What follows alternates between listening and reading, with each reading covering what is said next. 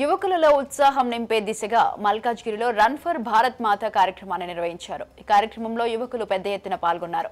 ఈ సందర్భంగా వేదాలను, పురాణాలను, నదులను కాపాడాలి అనే ఉద్దేశంతో ఈ సంవత్సరం రన్ ఫర్ భారత్ మాత కార్యక్రమాన్ని నిర్వహించినట్లు కార్యక్రమ నిర్వాహకుడు వాసు తెలిపారు. గత 6 సంవత్సరాల నుంచి ప్రతి ఏటా గణతంత్ర దినోత్సవం తర్వాత మల్కాజ్గిరిలో ఈ కార్యక్రమం నిర్వహిస్తున్నట్లు వాసు తెలిపారు.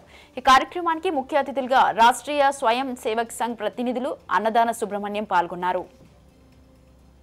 రన్ ఫర్ భారత మాత ఈరోజు కార్యక్రమం జరిగింది. చాలా అద్భుతంగా జరిగింది. గత 6 సంవత్సరాల నుండి జరుగుతుంది. ఇది 7వ సంవత్సరం, 7th ఎడిషన్. చాలా అద్భుతంగా జరిగింది. సుమారు 1000 మంది నుండి 1200 మంది పాల్గొన్నారు. అసలు ఈ సంవత్సరం మనం ప్రతి సంవత్సరం ఏదో ఒక థీమ్ తోటి వస్తుంటాము. అఖండ భారత్ థీమ్ తోటి గత సంవత్సరం రావడం జరిగింది. ఈ సంవత్సరము మన వేదాలు, తర్వాత మన పురాణాలు, మన భూమిని, తర్వాత గంగామాతను, గోమాతను కాపాడుకుందామనే ఒక థీమ్ తోటి ఈ సంవత్సరం మనం ఈ కార్యక్రమాన్ని చేశాము. చాలా అద్భుతంగా జరిగింది.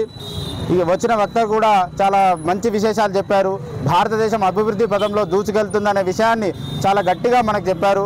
అలాగే యువత కూడా ఆరోగ్యంగా ఉంటూ ఆనందంతో తన జీవితాన్ని గడపాలని చెప్పేసి వారి యొక్క సందేశంలో మనకు చాలా స్పష్టంగా అర్థమవుతుంది.